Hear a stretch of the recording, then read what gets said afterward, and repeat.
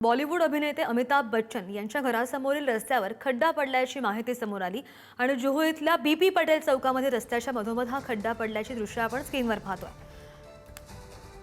या रस्त्यावर हा खड्डा पडलाय तो रस्ता जुहू बीचकडे जाणारा मुख्य रस्ता आहे आणि त्यामुळे या खड्ड्यामुळे इथं अपघात होण्याची सुद्धा दाट शक्यता वर्तवली जाते। रस्त्यांवरचे खड्डे हे खरं तर सगळ्यात मोठा विषय असतो, पण तोच खड्डा जर अमिताभ बच्चन यांच्या घराबाहेरचा असेल तर अमिताभ यांचं घर म्हणजे जलसा या घराबाहेर एक खड्डा आता इकडे निर्माण झाला रस्त्यावरचा।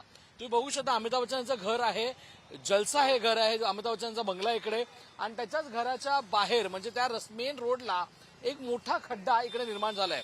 जो खड्ड्याच्या आसपासून आपण बघतो तर मोठमोठ्या गाड्या सुद्धा याच रस्त्यावर जात आहेत।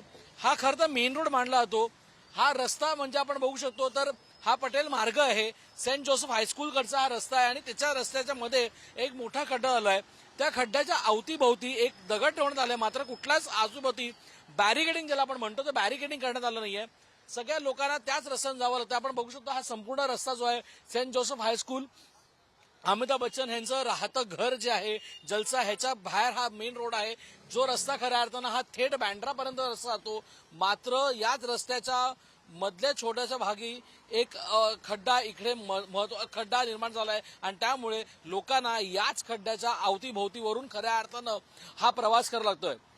रस्त्यांवरचे खड्डे हा नेहमीचा महत्वाचा मुद्दा राहिलेला आहे, मात्र ते खड्डे आता मोठमोठे खड्डे आता रस्त्याच्या मधोमध निर्माण होताना आपल्याला दिसून येत आहेत।